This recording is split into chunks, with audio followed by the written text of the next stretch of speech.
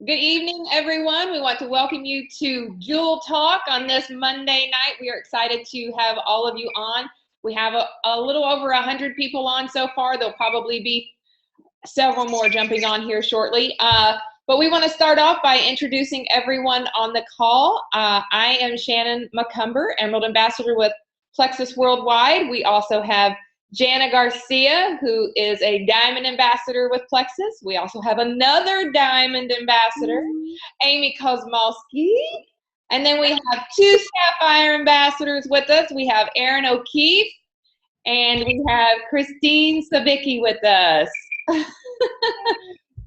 We are super excited you are all on the call with us tonight. We have a lot of good stuff in store. We have a list of questions. A lot of them were given to me by some people on our team. Some of the people on here actually came up with one or two of the questions, and then I came up with several of the questions. So anyways, the way we're going to do this is that I will pose the questions to one of them, but they will all have a chance to participate and give their answer for each question. So we will start with question number one, and that will be for Diamond Ambassador Jana Lane Garcia. All right, Ms. Garcia, Diamond Ambassador. Number one, on a scale of 1 to 10, 10 being the most important, how important is self-development in being a Plexus Ambassador? I absolutely like number 10 if you are planning on taking this all the way.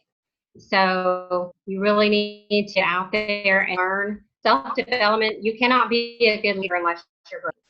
So you need to get out and get as much education as you possibly can. That means watching videos. That means learning stuff about yourself. If it means journaling so that you can get on the right track, if it means you're going to duplicate people, you're going to get online, you're going to find people that are successful and you're going to duplicate them. I absolutely think it is detrimental that you self-development, because you're going to find out as you become a leader who you are, you're going to need to use those skills. So if you're talking about education, is that what we're kind of talking about, is education or developing your own? Do what? You're talking about education or just personal development? I'm talking about developing yourself personally. Is that important, developing yourself? Or do you just kind of, oh, I don't need any personal development. I'll just, sign ambassadors and get them on the training calls, and that's all I need to do? No, absolutely. Self-development is very important. You should definitely find out who you are and what kind of leader you want to be. Yeah. Amy, do you have anything to add on that as far as self-development? Do you think it's important? Absolutely. I started this journey not really wanting a business, and I guess we'll talk about that later on one of the other questions, but I didn't really know what I was doing. This was my first network marketing biz, and along the way, I failed my team and ultimately failed myself. And people might look at my journey and say, but you went to Emerald in 7 months, and you went to Diamond so fast, like how could you have possibly failed? But I did. I failed my team a lot by not learning as much as I could every single day. I was basically, honestly, just trying to keep my head above water, grasping this whole process. And that's okay too. It's just once you realize the beauty and magic of this network marketing thing, especially with Plexus, the more you can grow and learn yourself, the better your team is going to be. That's awesome. Aaron, do you think that there's certain ways that we can develop ourselves as leaders, like reading books, watching training videos for ourselves? What are your opinions on that?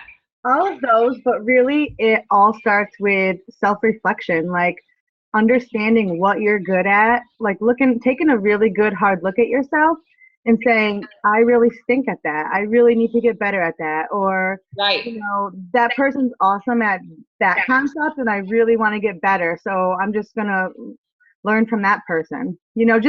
Just really internalizing and taking a good look at yourself, which is probably the hardest thing to do in life, like knowing what you're good at and not good at. I agree. Christine, are there certain things that you did personally that you can look back and you can say, you know what, when I started doing this personally for myself, this is when something changed for me? I feel like for me personally, when everything kind of all happened at once for me, I was going through some other journeys in my life at the same time. And when I kind of stepped back and looked at everything as a whole and, why everything was happening, and try to put it all together, that's when, like Erin said, I had to take a step back and look and see, what do I need to change in my life in order for all of these other things to all work out together. I think that, when you ask, like, on a scale of 1 to 10, what, where do I rate it? I rate it at like an 11 or 12. Like a 13. Personal growth never stops. Yeah. Whether you're in this, whether you're in this business or not, I personally believe, we should always be looking in the mirror and, thinking about how we live our lives and how can we better ourselves, whether it's in business or just in day-to-day, everyday life. That should never stop. When you stop growing, you stop existing. Right. I completely agree with that. I'd have to say, when I was senior gold and I went to Ruby, I think that's when I kind of had an eye-opening that I felt personally like I was doing my team a disservice because I wasn't prepared mentally on how to guide a team that size. And that's when I was like, okay, I've really got to step up my game. If I'm going to lead these people and be a good leader, I've got to step up my game and start pushing myself outside of my box a lot, because they're expecting it. They're looking to us as leaders to lead them and to guide them. And if I'm not prepared mentally, how am I going to lead them and show them the right way to go? So I gauge it like 13, 14 too. It's very important to know yourself. Yeah. So, okay, number 2 is going to go to Erin O'Keefe. All right. This is one of my favorite questions of the whole night. I think we will all have lots to say about it. Number 2, can passion and motivation be developed in an ambassador? Do tell. Yeah, I mean, it really is person to person. I think it obviously can be developed, but it has to start from that person. And I do think it all has to begin with belief. Like, you have to believe in this company. You have to believe in these products. If you don't, that passion and motivation will never exist. It shouldn't be just about getting to the next rank or making a certain X number of dollars. It should really be about helping people and serving your team and serving your customers and just being there for other people. And when you make it about other people is when you're going to see a huge difference instead of making it about yourself. But it really has to start with belief in the products. And I think once you believe, that passion and motivation can follow. I agree. Jana, what's your take on that? You've been in this longer than anybody else, and I'm sure you've seen people go through stages of, maybe they weren't passionate enough or they weren't motivated enough. And I'm sure you saw that in me. Even my first year, I was growing a team, but I was not motivated or passionate about it like I am now. So talk about that. You can talk about me too. Well, I think we could be talking to 2 different audiences here. If people are on this call to see how they can get to Maui, I think that they already have that passion and motivation, because if you can visualize yourself in Maui, you're already passionate about it. But if you're trying to figure out how you're going to get people motivated and passionate, it's by living it out and showing that you're passionate about it, and that will spread to other people. So I think it's just really important. Education is key. If you have to keep yourself in the game every single day. Yeah. If you really want it. And that's what I was going to say earlier before we started, is that that's what I said today on my introduction for the call, is that this call is not, to me, when I saw the questions, this call didn't seem like it was for business building or getting your business started. We have plenty of calls for that. If this isn't you right now, if you don't want to be in Maui next year, then put this call to the side and come back to it when you do have that passion and motivation. Right. Because I think when we all of us get together, we really need to give tips to the people that are already motivated and passionate. I agree. Building on that a little bit, as far as passion, motivation, Amy, what do you do when you have people who maybe they don't know that they can do it? Maybe they've never been taught how to dream big, or they look at Maui next year and they're like, oh, I really want to go, but I have no idea how to get there. That's so far outside of the realm of where I am, and maybe, if you will, people who don't even know that they have greatness inside them. How do you bring that out in people? How do you, like, reach into someone and pull that out and let them know you have greatness in you? How do you get there? I think, honestly, it all starts with the individual person and helping them. The first step that I always take is asking them what's your why, and realizing and allowing them to realize that why is going to change so many times on this journey. And it's okay if your why right now is not to drive Alexis. Your why right now may be simply to be able to get out of debt, or right, to be able to pay your child care every single month, or whatever your why may be, but allow that to drive you. Mm-hmm. And the way that I help my team to get them driven to that point is to write goals, because I truly believe that without written goals, you're not really going to go anywhere. And making them SMART goals, I always talk to my team about making them SMART, which is specific, measurable, attainable, realistic, and timely. You can't just say, I want to be in Maui with you next year, Shannon. Right. Okay. Right. You need steps to be able to get there. And so I'll help them build those steps, right, and work backwards, kind of, if you will, and put numbers to them and figure out exactly how they're going to get there. But honestly, the drive has to come from within. Right. And when I have people that consistently come to me and ask me, well, I can't get a customer, or I can't get another ambassador, how am I going to make this work?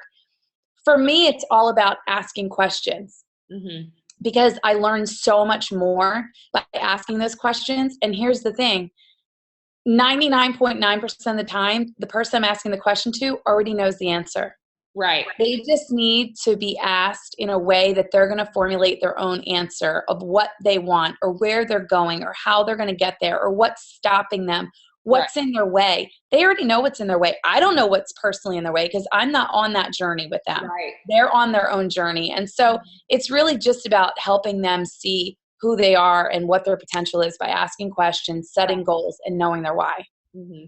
I think that's a good point, especially that question you said, what's in your way? Because I can remember, I always have to relate things back to my journey. Because, when you say what's in your way, I can say last year in May, June, July of last year, what was in my way is that I wasn't focusing on my journey. I was focusing on journeys of other people. And they were moving fast, or they were doing this, and their team was doing that. And I let that sink into my head, and I let it get in my own head. And it would just bother me day in and day out. And I mean, to the point I would let it eat me alive, and that I would shut people's news feeds off, because I didn't want to see that they got another team member. I didn't want to see that they got a new rank. I mean, I got that bitter. I'm just being honest here. I well, let's be transparent. But I mean, I was bitter, and I really had to get over that. And when I got out of my own way and I put that to the side and said, you know what? I am going to work my tail off. I'm going to put blinders on, and I'm going to get to Emerald, and I'm going to be in Maui in 2015. It's the last thing I do. Mm-hmm. And sure enough, when I did that and I made that change mentally, I made it happen, and it took off, because you never know when that next wave is going to come. And if you're not ready for that wave when it hits, then that's your fault. That's your fault that you didn't jump on it and ride it as far as you can. You have to be prepared and ready to go. Sorry, I went off on a little tangent there, y'all. No, that's a good point. Christine, next question.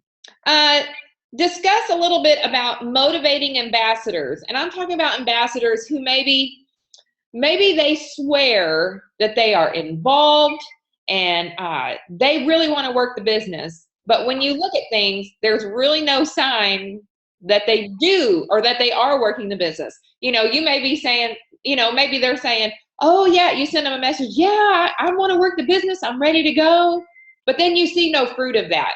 How do you let them see that? I mean, how do you get that across to them? Say, you know what I'm saying? Like, how do you get that across to them? Well, okay, so we're being completely honest here. Yes, we are. I think that I'm going to go off on a little tangent too. I think We love tangents. I totally agree with Jana. You know, this this meeting tonight, I feel like really, you know, the first question that we talked about, personal growth, I feel like that's what this whole conversation encompasses. Yeah. And every question that's going to be asked, I think, can go back to personal growth and continuing to grow yourself. And that goes, you know, that goes hand in hand with motivating people and learning, you know, me learning as you go. I have grown, and I have realized that I can't. You have to focus on the people who truly are motivated. Mm-hmm. I had to come to the point where I couldn't be upset with people who joined in the beginning and said, this is really what I want. This is what I want. I want to drive a Lexus. I want to, you know, I want this and I want that. I want to be able to be debt free too. And, you know, you put all your effort into those people because they really feel like they're so motivated. Right. You give them the best advice you can. You meet with them. You talk with them.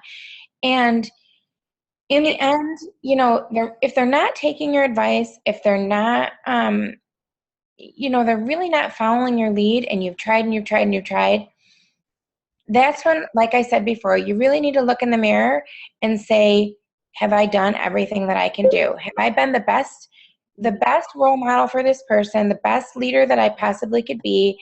And you have to get to the point where, with some people, you have to throw the towel in and say their negativity, that's something that they have to work on. They have to get to that point where they're ready to work on their personal growth, because you can't force someone to do that. Do you feel like when you get to that point with someone, because I know I struggled with that too, do you think that people get to the point where they feel like they have an ambassador that they've tried everything with, they've done everything that they can? I think I struggled with that. I felt like it was a defeat for me personally. Like, I took it personal that I couldn't get this person going, you know, and I took it as a personal defeat. Should I feel that way, or should I just say, you know what, I have done everything I could? What about that? I think that's part of growing, where we need to get to that point where we can tell ourselves that we have done everything that we can do to motivate this person. And all that we can do is hope that they continue to watch us and continue to be motivated by what they see us doing, by what they see the rest of our team doing. And they finally realize that they too, you know, leading to another question, they can dream big too. Right. Because we're all in the same boat here.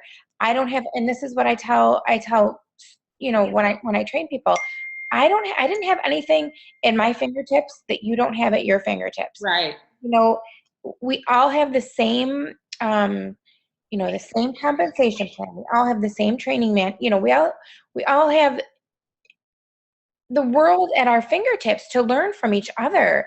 And if someone is not going to do that, you know, you have to be able to say, okay, I tried this. Right. In the beginning, you know, when I talk to people to try to get them motivated, you know, and they're, you know, having a tough time, you know, you have to address them. What are your goals? Right. Where do you see yourself? Like Amy was saying, short-term goals. Where do you see yourself in 3 months? Do you see yourself, where do you see yourself this month? Do you see yourself signing 3 people? Because that's where you need to see yourself.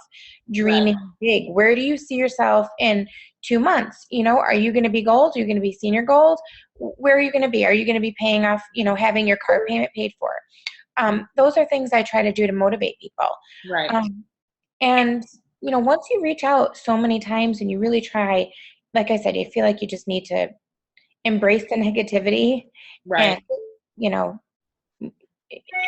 don't forget about them, because even just this last weekend, I had someone who had given up months and months and months ago. And I just happened to see her this weekend, and I said, so how's it going with Plexus? And she's like, you know what?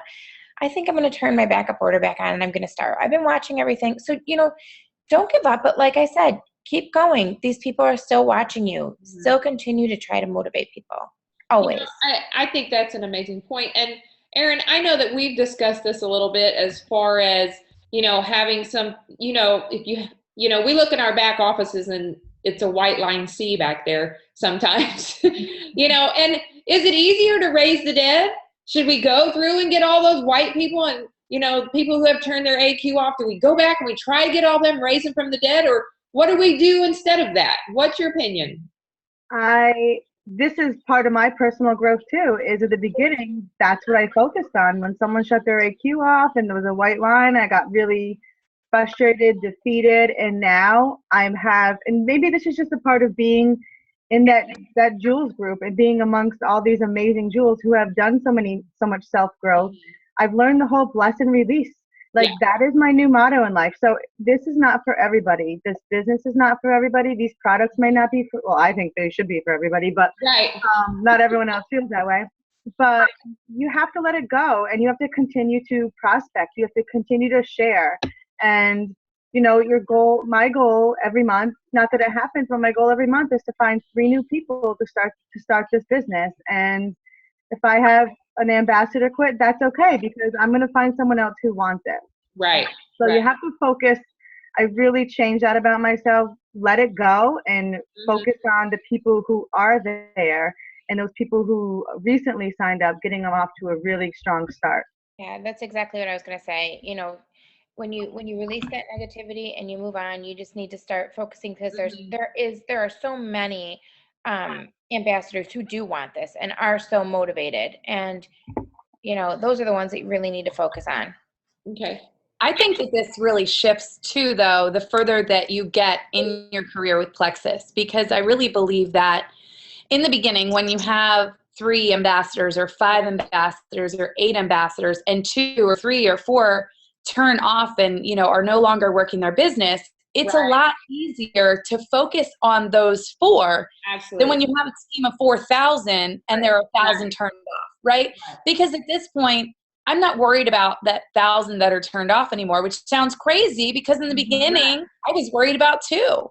Right. So I think, just agreeing with what both Christine and Erin said, looking forward, finding new people that want it, following the 80-20 rule, pouring 80% of your time into the 20% of your team that wants it. Whether you have 5 people on your team or 5,000 people on your team, focus on the ones that want it right then and there. So, what would you recommend to someone, say they have 5 people and 3 of them, are white and they don't want anything to do with it? So it's easy for us to know what we would do with those other 2 people. What would be a good starting point, Amy, for those 2 people to really build them up, to pull the greatness out of them and let them see that there's a lot of potential for them in this business? How do you even start that road with them? For me, I would pour everything that I have into those people. Hook them into trainings, get them on to calls, get them watching YouTube, get them reading books. For me, if I had to go back and in the very beginning, if there was one book that I could have read from day one, it would have been The 4 Colors of Network Marketing. Yeah. I know that we'll touch on mistakes and stuff later. I don't know if you want me to go in that now, but that's one of my mistakes, is not knowing personalities of people and, knowing how to develop those people.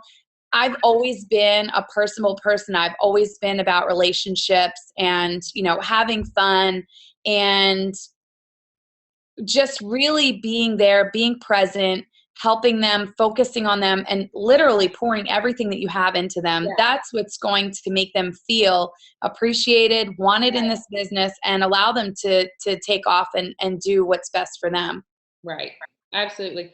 And, I think on the flip side of that, when we're trying to get new people, we run into objections from people when we're trying to add people, and, either they may say, well, I'm not into network marketing, or I've got too many irons in the fire. So, Jana, what do you say? What is your response to someone who says, I don't have time to start a business. I've already got too many irons in the fire. How would you talk to someone who responds to you about that when you're talking to them about the opportunity? Well, if it's somebody that I'm just talking to them out in public somewhere and I don't have a lot of time, I would probably say a quick answer like, with our team and with our company, we have a system to where it doesn't take much time. Mm-hmm. We have a system in place that we can start customer groups where you can duplicate somebody else and advertise to your own people, right. And it doesn't take a lot of time. There's apps that you can use that can post some of the time for you. And me as a leader, I will help you with all that and train you exactly how we do things. Mm-hmm. And I would tell them, I have people that spend 10 minutes a day on this, just all depends on how much time you want to spend on it. And if I'm talking to somebody that I have a lot of time, then I'll go into detail about exactly how we do things that save time. Mm-hmm. And things that you can do and ways to block times out to where you may not have 4 hours at one time. You may not have 2 hours, but maybe you have 15 minutes in the morning, 15 minutes in the afternoon, 15 minutes, and 15 minutes. Then we'll break that up and we have a whole system of things we can tell you to do during those 15 minutes. 15 minutes doesn't sound near as long as an hour to most people. Right.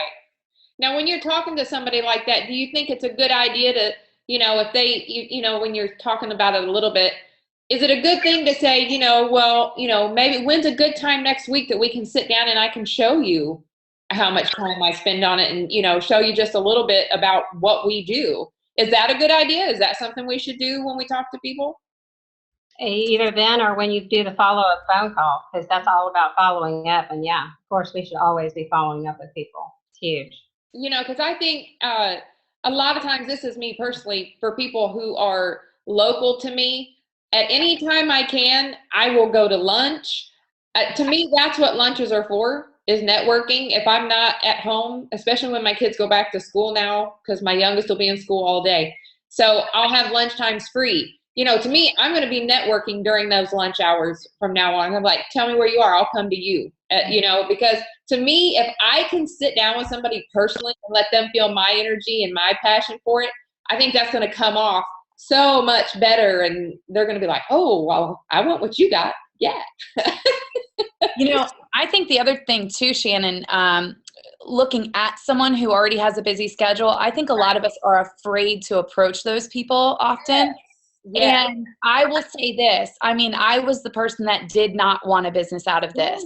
I didn't. I wanted my products, just at a cheaper cost. And so don't be afraid to approach those people. Christine has, her son's charity, and I had 2 other businesses and a charity that I was trying to start, So there are a lot of really successful people that were like, no, I have too much going on. So don't let looking at someone's life and seeing that they have a lot going on stop you from approaching them, because let me tell you, people like our personalities are good at multitasking. Yes.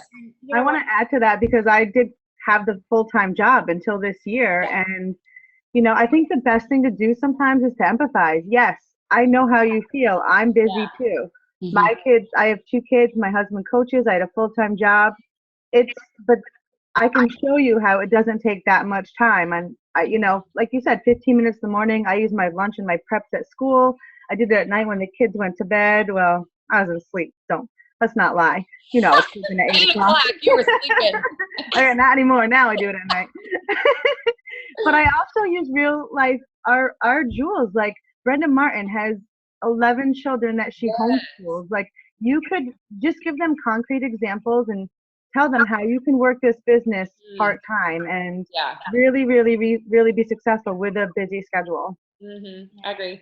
Time management, I think, is huge. Mm-hmm. That's, writing things down and really planning things out.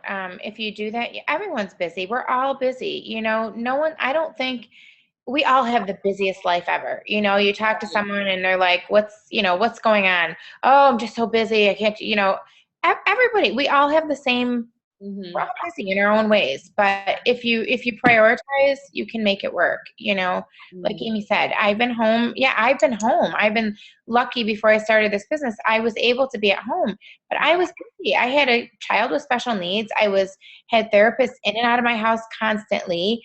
When they weren't there, I was working with him. I worked at home, maybe not earning money, but I worked. I was busy taking care of my house. Mhm. We're all busy. You can Right. fit it in somehow. Yeah. If that's Yeah, what you I want. agree. If it's truly what you want. Yeah, absolutely. Let's talk a little bit about sponsoring people. I know a lot of people, I've seen lots of things out there, and this kind of has to do with Maui a little bit and getting to Emerald. A lot of people say, oh, you got to have 40 or you got to have 50 or you got to have 60 level ones to get to Emerald Ambassador. Um, Amy, why don't you explain a little bit about that? Or, do you have to sponsor 100 level ones to be successful in this business?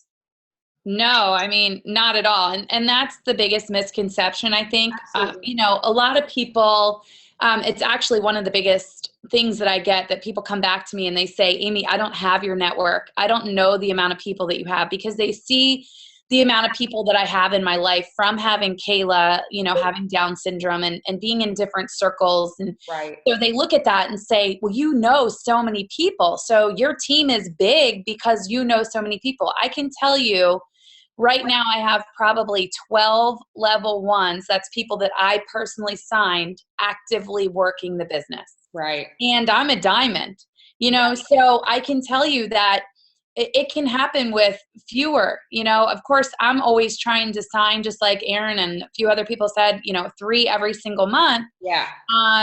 But that's not just people from my network. It's from meeting people out in the community. People ask me, hey, what's that Plexus on your shirt all about? What kind of car are you driving? Yeah, what's that pink stuff you're drinking? What's that Lexus? Why is your license plate say Plexus on it? Well, let me tell you. Right. Exactly.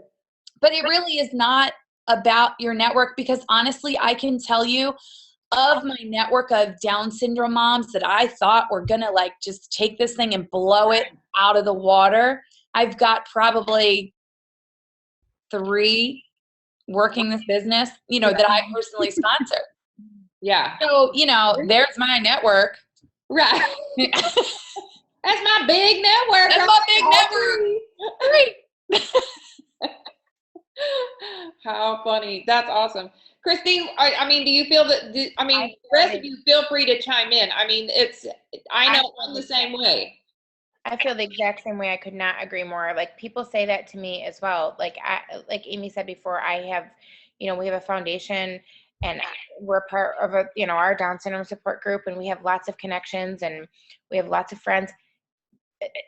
My level ones are, I don't think I have anyone from our support group and stuff in there. To be honest, the majority of my personally sponsored ambassadors are no one that I ever thought would be. A lot of them are people that I haven't even talked to in years. Look at you for me, Christine. I know. Okay, so Christine is my level 1. She's my rock star level 1, my strongest leg. And we were just connected because we have children with Down syndrome. We had never met before. We were just Facebook friends. So it wasn't even like this strong network of mine, and here she is. The reason that I am where I am. Mm-hmm. Yeah. And Janet, I know you were a stay-at-home mom, so you didn't have, maybe the ton of connections and friends that Amy had. So what was your experience? You're a diamond now. What's your experience with that? Well, I had some connections with the Guatemala world. Right. And that's how we met. That's how we knew each other. My 3 strongest legs are Guatemala adopted moms. However, I will say that you really have to expand your network. If you have a network of 10 right now, that's not going to be enough. You start with those 10. You start with the people that you have right now, which is what Amy was saying. You can start with what you have. But as you're growing, you have to continually get out there and meet new people. And not just meet them, but build relationships. Yeah. And so you really have to get people to trust you, because if they don't trust you, they're not going to listen to anything you say. They're not going to believe anything you say, and they're not going to want to do what you're doing. So you do, as you're growing, depending on what your network, there's some people that come in with 1,000 Facebook friends. For those people, they can work their network with what they have. But somebody who comes in with 100 Facebook friends needs to get out there and create that network and build it, whether that means in person, on Facebook, or both. So constantly be adding people to that list. What I like to do is tell people to, you know, when you know how, Shannon, when people come to us all the time and they're needing help with the products, or trying to figure out what they need to do when they need to do it, we always ask them to keep a food diary, a product diary. What are you eating? What are you taking? When are you taking it? Before we really can do anything about it, any good dietitian is going to want to know what you've been doing. So on Friday, it's great if you are struggling. On Fridays, put in your calendar, how many people did I meet this week? How many new people? Write their names down. How many new Facebook friends did I make? Write their names down. Throughout the next week, you can be following up with those new people, building a relationship, not just bombarding them with Plexus right away, but building a relationship on Facebook and off of Facebook, so that you can have friendships that are growing all the time.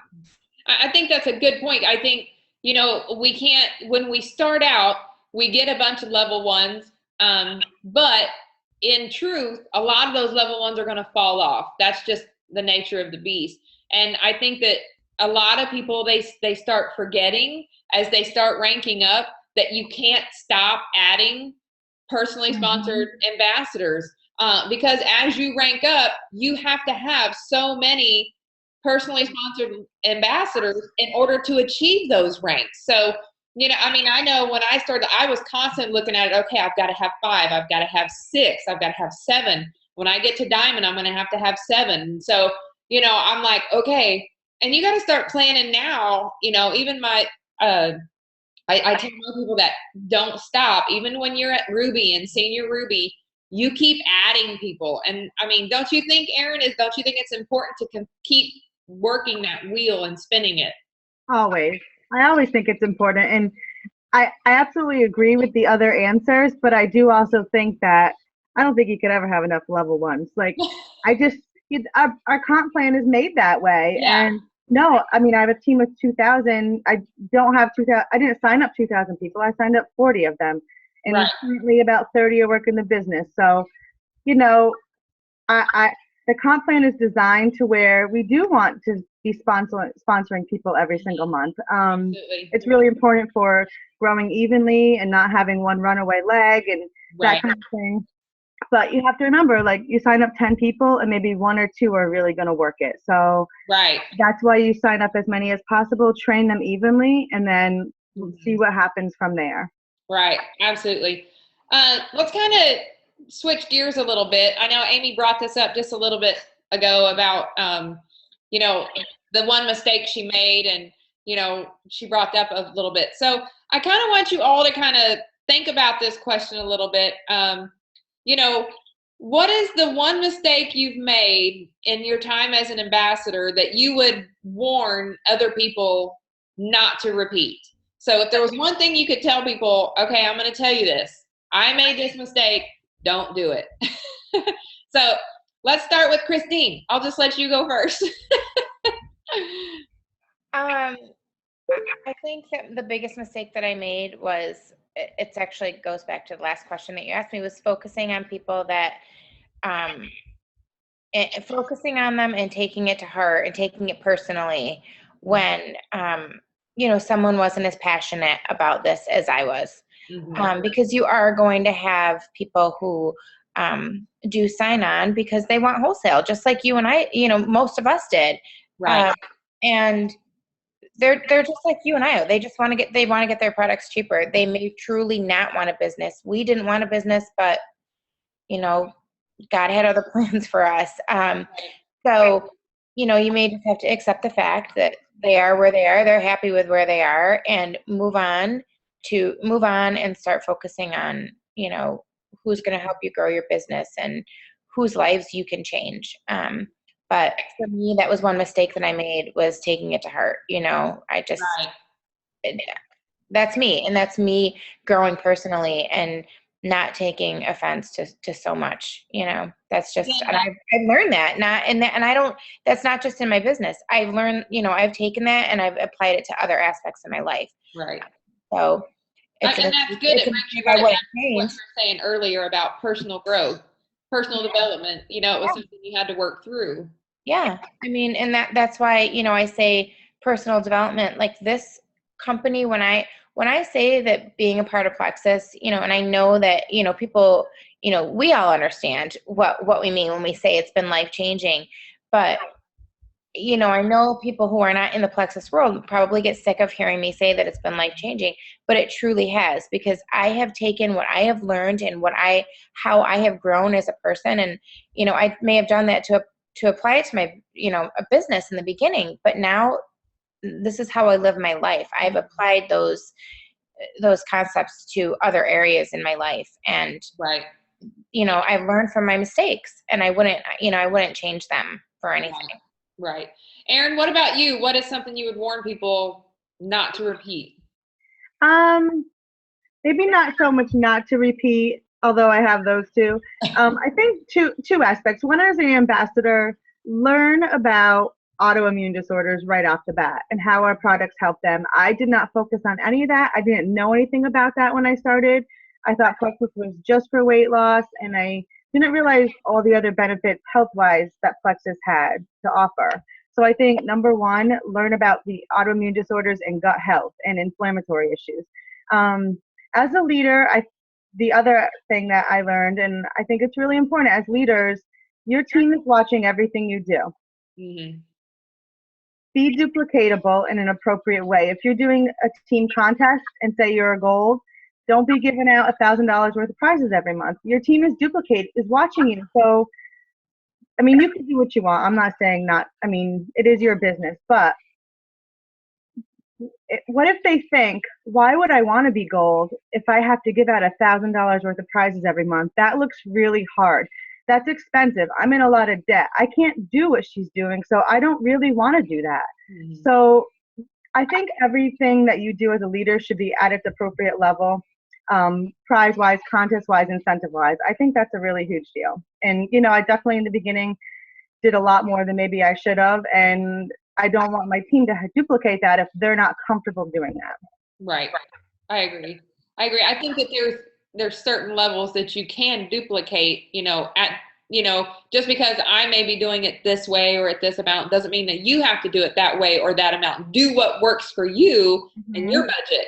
And I know for Adam and I, my husband, that's what we did. We created a budget every month, and that's what we stuck to. That's, I was like, this is the limit. This is how much I can afford. This is what we can do to invest back into my team. And that's what we based it off of. So, Jana, how about you? What's something that you would warn people not to repeat? Well, the focusing on weight loss thing is huge. And I'm so glad that Erin said that, because I think that is a big, big mistake that people make. And, we draw people in with our before and after pictures, but really to educate people on health is huge. But probably maybe just thinking that people, and it kind of goes back to what we were talking about before, but people who say they want it and not really meaning that, everybody wants to go to Maui. I don't know anyone who would say they don't want to go to Maui. Right. Who doesn't want a 5-figure check a month? Who doesn't want a free Lexus? I could go out on the street and ask those 3 questions, and 99.9% of people are going to say they want that. Right, sure. But are they going to do what it takes to get it? Right. Most people aren't. That's why there's only a certain amount of jewels in the company, and there's a lot of ambassadors, because the average person won't do that. And you've got to turn yourself around and make yourself not average. And not average means being consistent every single day. Yeah. And it takes a vision. It takes seeing yourself there. It takes education, daily education of learning about the products, learning about network marketing, learning about the business, learning what people are doing to be successful. It takes action, constant action on your part to get the job done. Right. It doesn't have to be 8 hours a day, but it has to be consistent action. You have to do the work to get there. And the consistency and the belief. And for sure, if you don't have the belief, you can't get there. So you need to get the belief. by watching other people, by being on calls like this, by going to meetings, all the things that we preach on all the time that you need to do to get that going, because every average person wants it. The Right. only people that are willing to step out and step out of their comfort zone and step out of what they normally do and what most of the country is doing, to step out and do more than the average person, is going to get more than average results. Right. I agree. And how about you, Amy? What are your thoughts on warn somebody not to repeat it? Okay, so I would say definitely knowing your audience. And it goes back to what Erin said a little bit. This has several components to it, but the whole gut health thing. When I first started, I was following Candy and Jana, and they weren't diamonds at the time, and we were all learning as we were going, right? So it's a much different picture on this team nowadays, that we have a lot of jewels that you can duplicate and learn from our mistakes and our triumphs. But the one thing for me is not knowing my audience. And that could go all the way back to day one, talking to somebody, right? They would say to me, oh, tell me about this Plexus stuff. How much is it? It's $99, right? Why was it that much? It's because it was preferred, because that's how I wanted everybody to join. But not only that, that was Slim Accelerator. That's what I was on. Clearly, that's what everybody else needed, right? They never said to me, I want this to lose weight. They never said to me, I never listened to hear, like, I have high blood pressure. I may not be on Accelerator, but that's what I went with. And so knowing my audience was so important. And that's one of the things that I definitely didn't do in the beginning. And so now it's all about taking a step back, listening and learning, not just from my potential customers, but from ambassadors as well, because we can only help people, both potential customers, potential ambassadors, and ambassadors, by really truly being in the moment and listening. What do they need? Where do they want to go? What do they want Plexus for? And so the other thing with knowing my audience is, I was talking a little bit about that, which was the 4 Colors book. Had I read that from the very beginning and known, for those of you that have not read it, read it. It will change your business, I promise. But I'm a blue personality, right? So I'm all about Maui. I'm all about the Lexus. I'm all about the money and the party and the fun. And yes, I have a little bit of the other colors in me, but if I'm spewing Maui and Lexus and all of this all over somebody who's a yellow, that really all they want to do is help their mom get healthy, or all they want to do is help their neighbor or their sister or their brother get healthy, they have turned themselves off to Plexus completely. So really just knowing your audience and listening, biggest mistake I made. Yeah, I think that's great. And I would have to say for myself is that in the beginning, I would have to say I was probably a little cocky, and that I thought that there wasn't really anything somebody could teach me. I was almost 40 years old. I had a degree in college. What could you possibly teach me that I don't already know? But I mean, I'm just being honest. I was a bit cocky when I started, and I didn't think that there was, people coming in, maybe they were in a different social environment than me, or, maybe different backgrounds or different religions or whatever it was. They're just different from me. And I don't think I valued those people enough. So I would have to tell people, I would warn people to make sure you value everyone, and not just the people who have a higher rank than you. Just because somebody's a silver and you're a senior gold, that doesn't mean they don't have something to offer to you, or that they don't have good ideas that are really going to help you grow your business.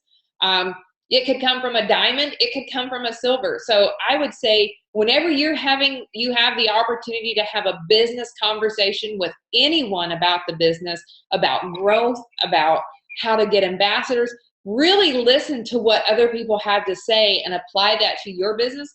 That's what I just did. I would go to Amy. I mean, because, I really didn't have any idea about building a business and network marketing. And I would call Amy and I would send her messages. I'm like, hey, do you mind if I copy what you wrote? Because that was really good. And she was always very nice and Yeah. humble about it, and was like, yeah, she never told me no, ever. But that's what I would warn people about is, to take your cocky self off the shelf and really be a listener and be willing to listen to what anyone has to offer, not just people who have a higher rank than you. So Absolutely. that's my 2 cents on that. Hey, are we answering questions that are in the Q&A or no? Yes, we will be in about 5 minutes. We're gonna answer questions. We may go over at 9 o'clock just a smidge. I hope y'all are okay down with that. Yes, you will be. Yes. Okay, we are gonna do one more question, and then we are gonna go to the Q&A. Okay, this is for Janet. You're gonna lead us off, girlfriend. Okay, how do you make people see that in order for things to get better, they have to get better? Do what? Unmute. I said, I think that was my question, wasn't it?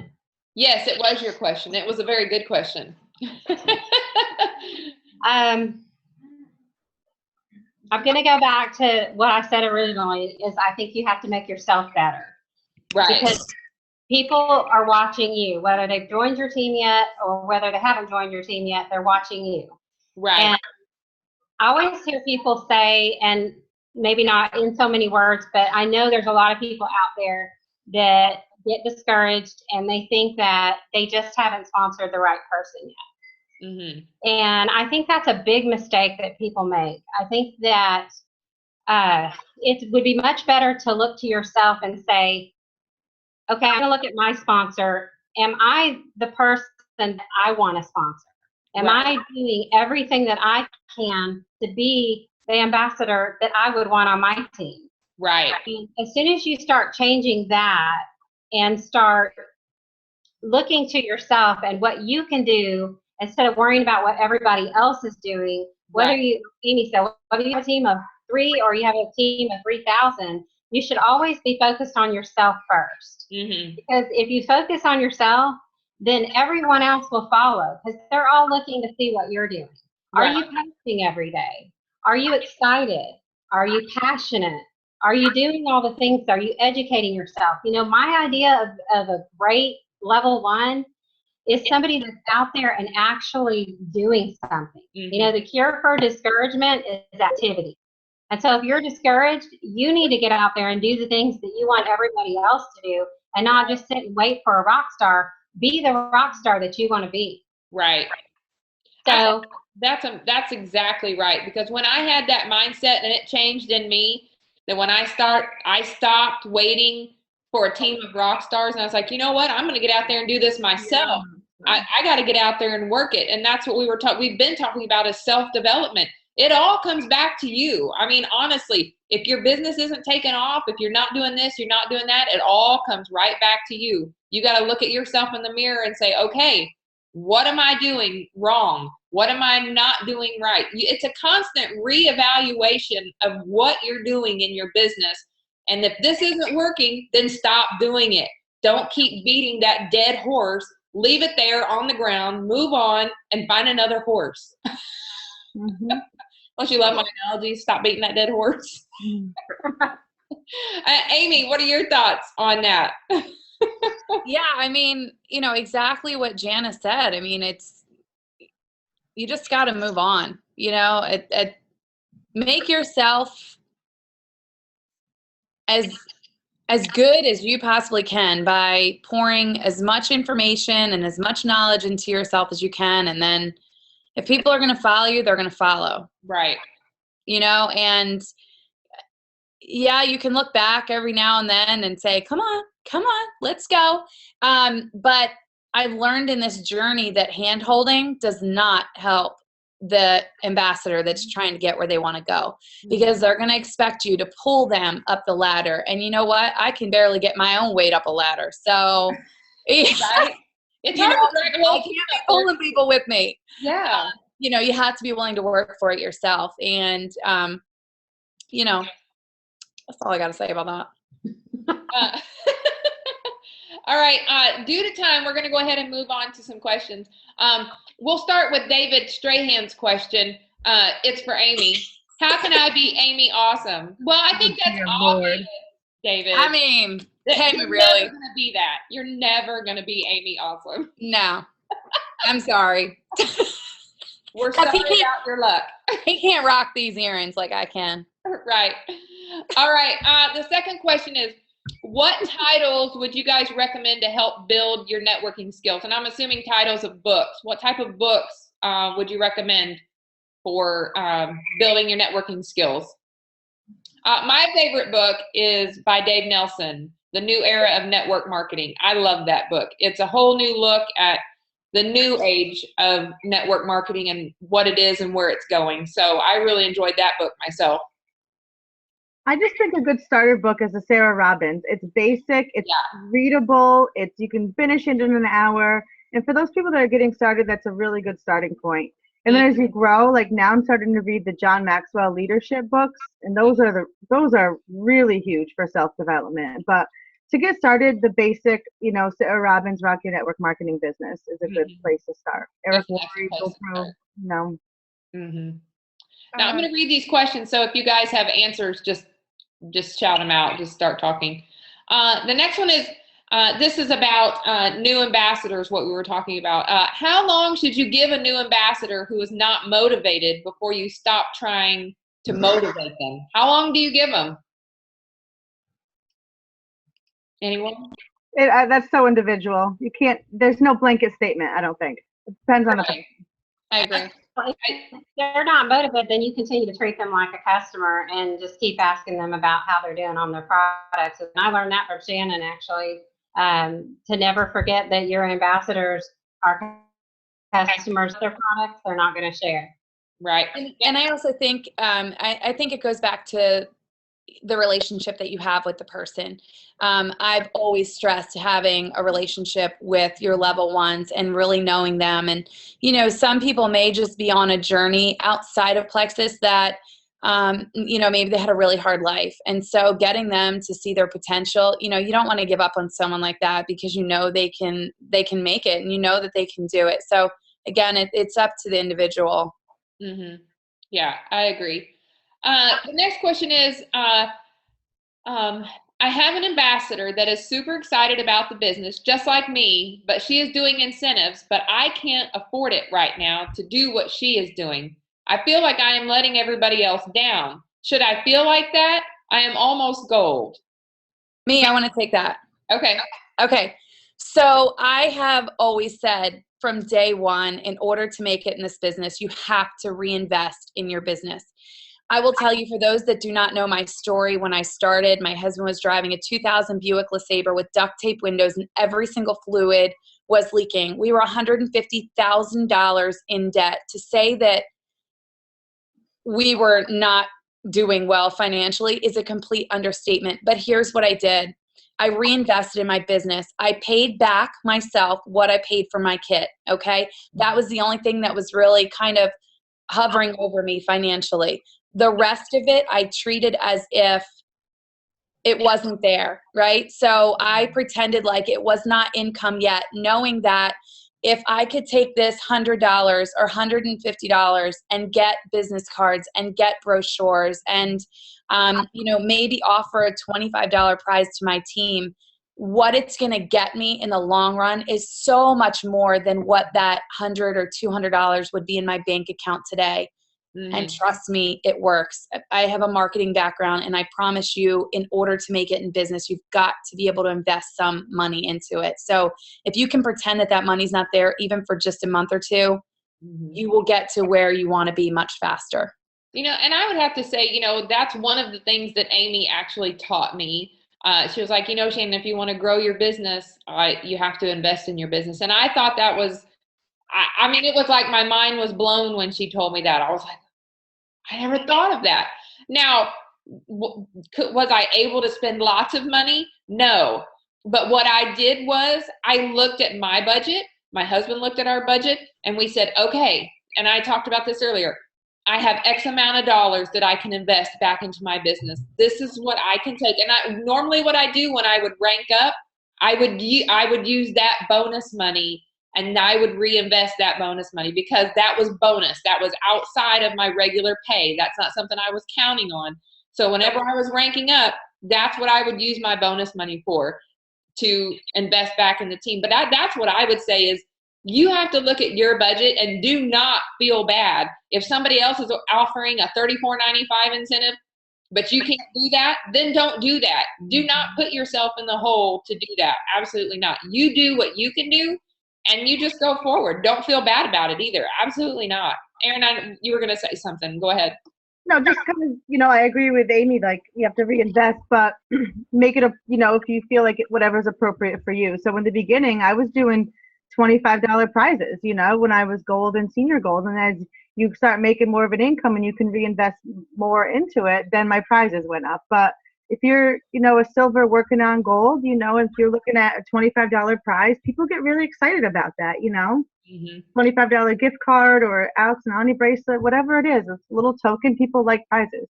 Absolutely. And I just have to interject here. This is basically for my team. The code word is diamond. So that's just something that we're doing. They have to know the code word for tonight. So diamond is the code word, team. Okay, on to the next question. How do you handle it when someone buys the product, you follow up, everything is great, then you check the back office and they've stopped their auto ship and get a refund? What do? Do you follow up with those people? Do you just let them go? What do you do? Well, what's it going to hurt to follow up is what I would do. I mean, I would just flat out ask them, what happened with the products? Why did you get a refund? Because I'm always interested in having feedback for future references. Mm-hmm. And I think if you're having an open communication with that customer anyways, most of the time that's coming, that they're not happy or that they're going to refund. So that's something I'm not saying this person's doing that, but I am saying reevaluate how you're contacting and how you're staying in contact with your customers, because most of the time I know when someone's going to get a refund or if they're going to shut off their order, mainly because I spend time talking to them. So really, in my opinion, you should know that's going to happen because you're in constant contact coaching that customer and trying to get them everything they need as far as products go and for their particular health situation. I agree. And for me, it shocks me that a lot of people don't have open communication on a weekly or bi-weekly basis with their customers. A lot of people are like, what if I reach out to them and they tell me that they've been thinking about canceling? Oh my gosh, and my call prompted them to cancel. We can't think like that because we are ambassadors for a reason. We have the knowledge, we have the information that they need. Otherwise, they might as well walk into Walmart or GNC, and I told Erin this the other day, and purchase their products there because there's nobody standing in the aisle at Walmart or GNC to answer any questions for them. Right. But what if that customer canceled because they had a simple question? But we weren't the ones reaching out and being proactive. They're not going to come to us sometimes and say, hey, I have a question. So we have to be the ones reaching out. I think one thing too, that I love that line. I use that in my training in Massachusetts. I think that's huge. And yes, like Janice said, get feedback from them. Ask them what happened. Maybe it's a money issue. Maybe it's something not related to the products. And right. The last thing, don't take it personally. I think this is what we all do in the beginning. Like, we put our names on the line. Like, we're selling this stuff because we love it. And when someone doesn't love it, we get upset. Right. You have to get past that, because if you truly believe in this company and you truly believe in these products, your belief in them will not waver. And, you have to stand by them no matter if people like them or not. So, lesson release, folks. Right. I think that, going back to, whether when we talked about constantly signing, don't stop signing. The same applies to customers. You don't stop getting customers. My sales, my PV has pretty much been consistent for almost 2 years, because if I lose a customer, I'm still gaining another customer that month. You constantly got to be talking to people about it. And even if I don't lose a customer, a lot of my customers have flipped and are now ambassadors. So that's another reason that you need to constantly be talking and getting new customers, because you Right. are going to have people who stop or who turn, become team members. Right. Okay, the next question is, if you are a motivated ambassador and don't feel your sponsor is providing enough attention, what is an appropriate way to seek out another person to be a mentor? I love this one. I think, I've had great relationships with my upline, but I always tell the team, because look at Christine's example. She's my level 1, but we didn't know each other ahead of time. And that happens often. And what if part of the way through this journey, we just didn't connect? Christine just didn't connect with me. I didn't connect with her. It's very easy to then, walk away if you haven't substantially made your way in this journey. And so I always say to find somebody that you want to emulate, that you want to be like, that has a personality that you can connect with, right? So for me, there are a lot of diamonds that I love and that I watch and that I've emulated. But for me, Sonia Dudley really speaks to me. So she's kind of become a mentor and a coach for me, along with, Candy and Jana. But I always say, find someone who you can connect to and relate to and reach out to them, as well as teammates. It doesn't have to be a diamond. Like Shannon and I have, been together with this. You joined before me, but since day one, we just kind of helped lift each other up and root each other on and get to where we needed to be. And together we would find answers and, act a fool and have fun. But, that's what it's all about, is just finding people that you're comfortable with. And I would say it's important, maybe if it's not your sponsor, you're not comfortable with your sponsor, or you're not getting enough attention with your sponsor, you definitely need to reach up to their sponsor or up to their sponsor. If you have a Jewel upline, send that Jewel upline a message and say, look, I feel like I need some more attention. I'm really motivated. Are there some tips you can give me, something I can do? Because most Jewels are gonna help you out. But I would say contact your upline first before you get up to them, because that's really the right way to do it. Don't jump 4 or 5 people above you. Try to reach out to your sponsors or your sponsor's sponsor, because 9 times out of 10, they really want to help you and they really want to see you succeed, not only for you, but for themselves. So it only benefits them to see you do well. So really reach up through your uplines. That's what I would suggest. I have something to add real quick. Yeah. I agree with all of that, like 100%, but also be the leader that you wish you had. Yes. So write down all the qualities that you wish your sponsor had and be that to whoever it is, whether that's your customers or whether that's your ambassadors or your future ambassadors. Work on your own skills as a leader so that you can be that to other people. Yeah, absolutely. That's really good. Okay, let me mark that off since we asked that one. Just ignore Teddy's question. I know. How Really? do all of you ladies get your husbands on board? I got that one. I worked my butt off and I showed him the money. Because most men, when they see money, they're all on board. Right. So you have to see it to believe it. So show them the money. Get as many customers as you can and bring in that big check. They'll be all over it. And and I think that probably all of our husbands are involved at different levels. And that's the thing, is that not all husbands are going to be all in all the time. My husband is not all in all the time. Now, he is involved in my business and he is an ambassador and we do work the business together. But he is more of a behind the scenes, helping me develop things for my team, develop our budget, the business side of things. I mean, my husband owns businesses, so he has a better idea of how to do things, how to approach things than I do. So that's how much he is involved in my business. But I think all of us, our husbands are probably involved at different levels. Not everyone is all in all the time. Then we had another question. What type of incentives or prizes do you guys offer on a regular basis to your team? I know everybody's is different, so anybody can answer that one. Cash, product, gift cards, jewelry. Mm-hmm. Yeah, I started with simple things like Alex and Ani bracelets. I mean, they're $25. Things like that are great. cash, gift cards. And Visa gift cards. Who can't use a $25 Visa gift card? You know, Right. for Or Target. Target. Yeah. Swag, you know, even now, like product, Fun. block, I do like slim. now. Yeah. Well, not product, but product swag. Yeah. Right. I do product now. I do full 30 days, you know, sometime for ambassadors.